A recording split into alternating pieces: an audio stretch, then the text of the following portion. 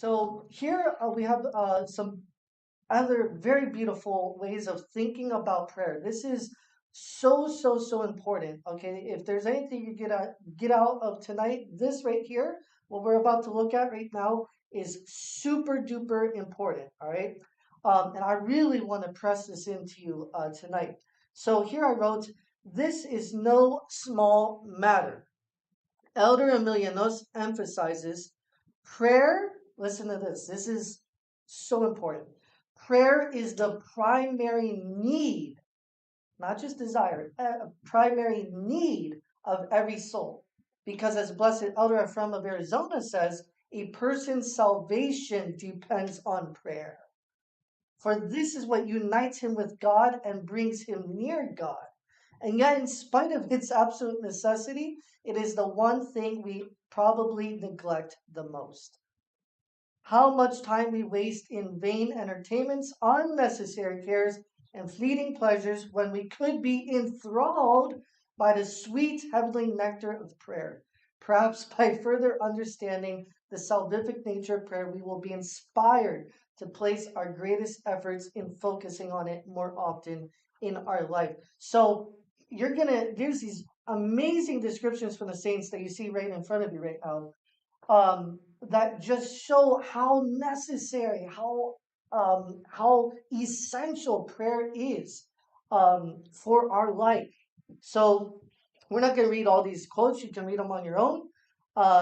Those of you watching online can always pause the screen if you want to read more carefully.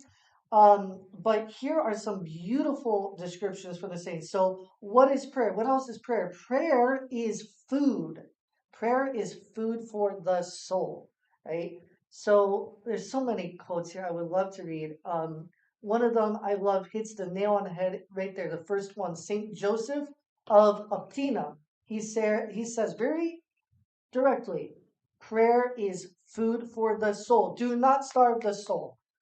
I mean, think about that, right? If prayer is what nourishes your soul, how can we then go to church and say, when is church going to be done? Come on, get on with it. I mean, we should want to be in prayer 24/7, right? I mean, we eat and we drink, right, to nourish our bodies. How much more so should we be nourishing our soul with prayer, right? How much more so? Think of this. Prayer is also oxygen for the soul, right? Who should we pick from? My goodness.